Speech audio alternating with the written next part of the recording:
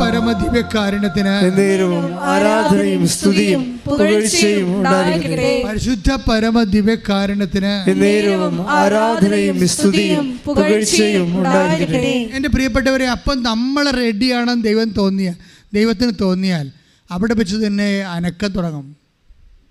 ഇപ്പം ചില ആൾക്കാർ എൻ്റെ അടുത്ത് വന്നിട്ട് പറയും, ഇപ്പം ഈ പരീക്ഷയ്ക്ക് എഴുതാൻ വന്ന ആൾക്കാർ എന്നെ കാണാൻ പറ്റുമ്പോൾ അവർക്ക് ഹോൾ ടിക്കറ്റ് ഉണ്ടെങ്കിൽ കാണാൻ പറ്റുമല്ലോ.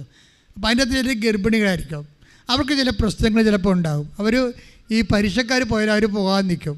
അപ്പോൾ എൻ്റെ കൊച്ചിന് അനക്കമില്ല വെച്ചാൽ ഡോക്ടർ പറഞ്ഞ് കാലനങ്ങളില്ല, ബാക്കിയെല്ലാം അനങ്ങുന്നുണ്ടെന്നൊക്കെ പറയും. അപ്പോൾ ഞാൻ വയറെ കൈവച്ച് പ്രാർത്ഥിച്ചിട്ട് അവരെ അനുഗ്രഹിച്ച് ഈശോയുടെ നാമത്തിൽ പ്രാർത്ഥിച്ച് വിടുവരാ. ഇത് എന്ത് സംഭവിച്ചു കഴിഞ്ഞാൽ അതോടുകൂടി ഈശോരെ അനുഗ്രഹിക്കും. അതല്ലേ ഞാൻ പറയണത്. നിങ്ങൾക്ക് അനക്കമില്ലാത്ത കുറേ ഭാഗങ്ങൾ നിങ്ങളുടെ ജീവിതത്തിലുണ്ട്. നിങ്ങളുടെ ആധ്യാത്മിക മേഖല അനക്കമില്ലാതിരിക്കും. നിങ്ങളുടെ ഉള്ളിലുള്ള ഈശോ അനക്കമില്ലാതിരിക്കും. അനക്കം വന്നു കഴിഞ്ഞാൽ നിങ്ങൾക്ക് ഉടനെ അത് കർത്താവിന് കൈമാറാൻ തോന്നിപ്പോവും. ആദ്യം മക്കൾക്ക് കൈമാറണം. അപ്പം മക്കൾക്ക് കൈമാറാൻ പറ്റത്തില്ല. അമ്മ വലിയ ഭേദപാഠമൊന്നും പറയണ്ട. അമ്മ ഇന്നലെ വരെ ഞങ്ങളോട് എങ്ങനെ പെരുമാറിയെന്നും നാട്ടുകാരോട് എങ്ങനെ പെരുമാറുമെന്ന് എനിക്കറിയാം. എൻ്റെ അമ്മ ഭേദപാഠം പഠിപ്പിക്കേണ്ടതെന്ന് മകൾ തിരിച്ചടിക്കും. പക്ഷെ നിങ്ങൾ മനസ്സ് വടിയരുത്. കാരണം എല്ലാ മനുഷ്യർക്കും അജ്ഞതയുടെ ഒരു കാലഘട്ടം ഉണ്ടാവും. ദൈവം അത് കണക്കിലെടുക്കത്തില്ല. എല്ലാ മനുഷ്യരും, അപ്പനായാലും അമ്മയായാലും അപ്പൂപ്പനായാലും അജ്ഞതയുടെ ഒരു കാലഘട്ടം എല്ലാ മനുഷ്യർക്കും ഉണ്ടാകും.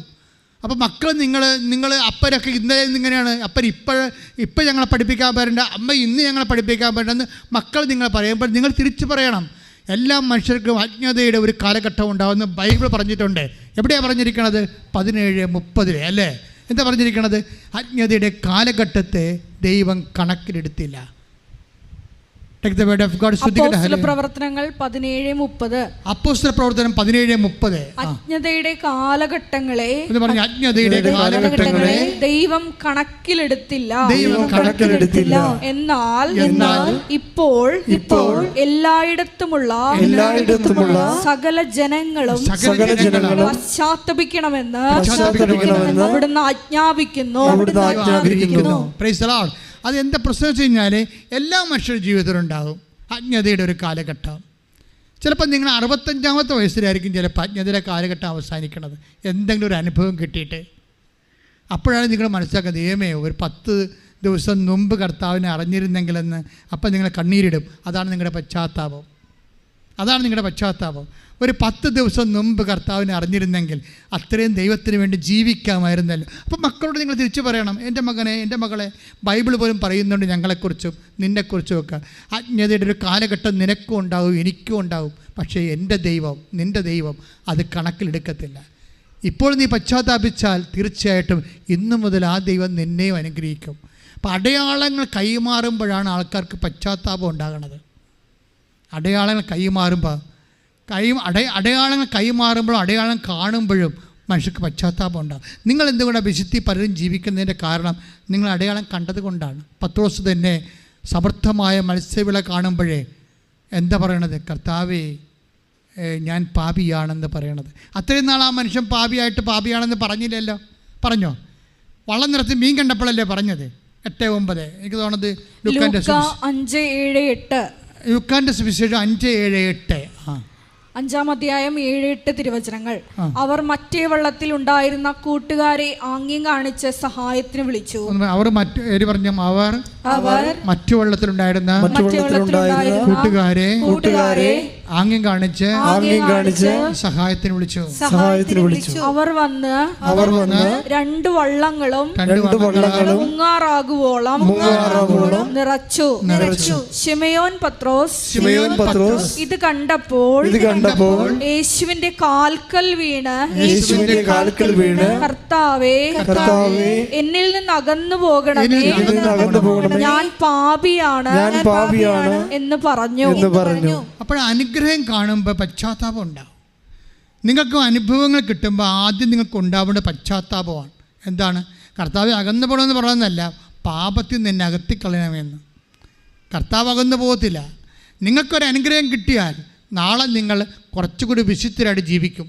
ജീവിക്കണം. പ്രാർത്ഥിച്ച്, കർത്താവ് ദൈവമേ, കർത്താവായ ദൈവമേ, എനിക്കൊരു അടയാളം കിട്ടുമ്പോൾ ഞാൻ കുറച്ചുകൂടി വിശുദ്ധിയോടെ ജീവിക്കുവാൻ എന്ന് അങ്ങയുടെ തിരുസന്നിധിയിൽ ഞാൻ പ്രതിജ്ഞ ചെയ്യുന്നു.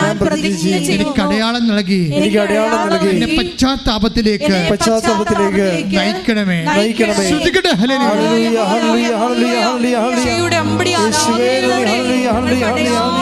പ്രവർത്തിച്ച് ഞങ്ങളുടെ വിശ്വാസം വർദ്ധിപ്പിക്കണമേ, ഞങ്ങളിൽ പശ്ചാത്താപം ജനിപ്പിക്കണമേ. മക്കളെ മുട്ട നിൽക്കുക. ഇപ്പം മുട്ട നിർത്തിയിരിക്കണം എന്തിനാണെന്ന് അറിയാവോ? 5 മിനിറ്റ് പ്രാർത്ഥിക്കാൻ വേണ്ടിയാണ്. ഓൾമോസ്റ്റ് ഓൾ തിങ്സ് കർത്താവ് കുർബാന ഇടയ്ക്ക് വെച്ച് രോഗസൗഖ്യ പ്രാർത്ഥനയും ആരാധന ഇടയ്ക്ക് വെച്ച് രോഗസൗഖ്യ പ്രാർത്ഥനയും ജോലി, വീട്, വിവാഹം, ഒരു മനുഷ്യൻ ഉണ്ടാകാനുള്ള ഉടമ്പടി മുഴുവൻ സബ്ജക്റ്റുകൾ ഡീൽ ചെയ്തായിരുന്നു. ഇൻ കേസ് നിങ്ങളുടെ ഏതെങ്കിലും ഒരു വിഷയം വിട്ടുപോയിട്ടുണ്ടെങ്കിൽ ഇപ്പം നിങ്ങൾ സ്വകാര്യമായി പരിശുദ്ധ അമ്മയുടെ മധ്യസ്ഥ ഈശോയോട് പ്രാർത്ഥിക്കേണ്ട സമയമാണ്. ഏതെങ്കിലും വിഷയം അച്ഛൻ വിട്ടുപോയാൽ, നേരത്തെ നമ്മൾ ആരാധന നടത്തിയപ്പോൾ വിട്ടുപോയിട്ടുണ്ടെങ്കിൽ എൻ്റെ സഹോദരങ്ങളെ ഇപ്പോഴും സമർപ്പിക്കുക സ്വകാര്യം. അതിനുശേഷം ശിരസ്സമിച്ച് ആശീർവാദം സ്വീകരിക്കുക.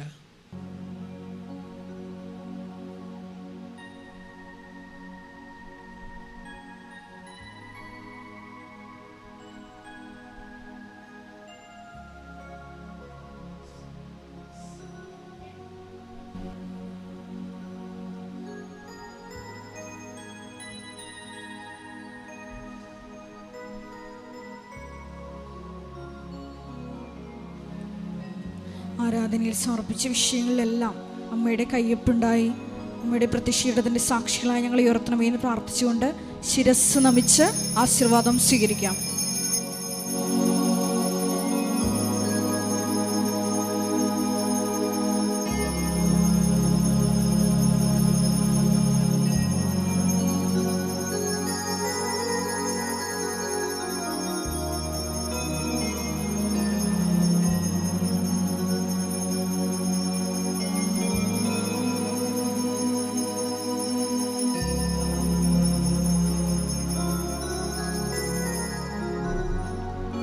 പരിശുദ്ധ പരമമാ ദിവ്യകാരുണ്യമേ, എന്നുമെന്നും അങ്ങേയ്ക്കാരാധന. പരിശുദ്ധ പരമമാ ദിവ്യകാരുണ്യമേ, എന്നുമെന്നും അങ്ങേയ്ക്കാരാധന. പരിശുദ്ധ പരമമാ ദിവ്യകാരുണ്യമേ, എന്നുമെന്നും അങ്ങേയ്ക്കാരാധന.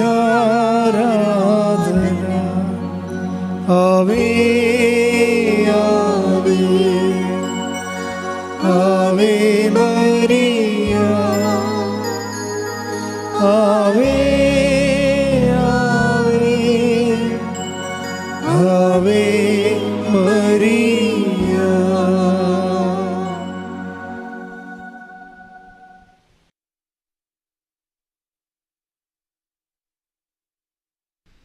ഇപ്പോൾ അറിയിപ്പുകളാണ്.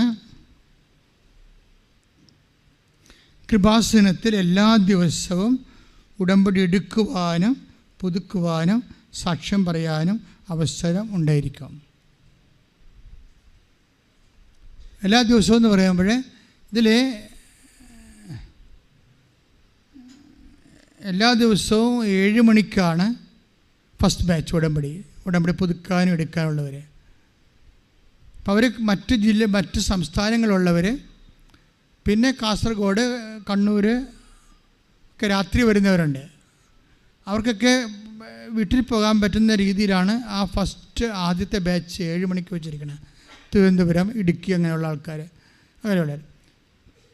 സെക്കൻഡ് ബാച്ച് മലപ്പുറം, തൃശ്ശൂർ, കൊല്ലം അങ്ങനെയൊക്കെയുള്ള സെക്കൻഡ് ബാച്ച് 10 മണിക്കാണ്. 10 മണിക്ക് ഉടമ്പടി എടുക്കാനും പുതുക്കാനുള്ളവർക്ക്. തേർഡ് ബാച്ച് 2 മണിക്ക്. അത് ആലപ്പുഴ എറണാകുളം ബാച്ചാണ്. ആലപ്പുഴ എറണാകുളം കോട്ടയം ഏറ്റവും അടുത്തുള്ളവർക്ക്.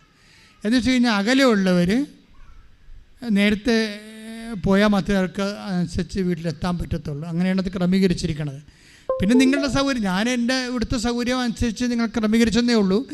നിങ്ങളുടെ സൗകര്യം പോലെ നിങ്ങൾ ചെയ്യുക. ഇങ്ങനെ 3 ബാച്ചുണ്ട് ഇവിടെ.